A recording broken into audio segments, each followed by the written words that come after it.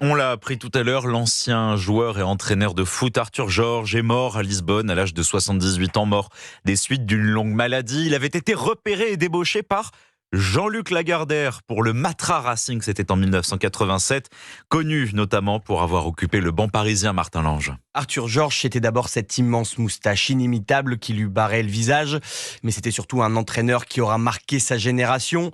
Après une honorable carrière de joueur dans les années 70, il part en RDA découvrir les techniques d'entraînement soviétiques. De retour au pays, il impose un style révolutionnaire et remporte la Ligue des Champions avec Porto.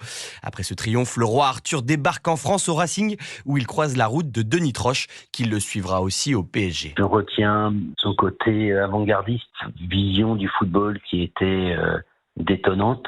Et c'était un homme cultivé, instruit et prêt à transmettre, avec un gros charisme, bien entendu. C'est quelque part une vie qui s'éteint, mais aussi une partie de la mienne qui part. Avec le club de la capitale, Georges remporte le championnat en 1994. Il sera débarqué quelques semaines plus tard, à quelques mois d'un premier titre européen. Il retournera au Portugal avant de finir sa carrière dans des championnats plus exotiques.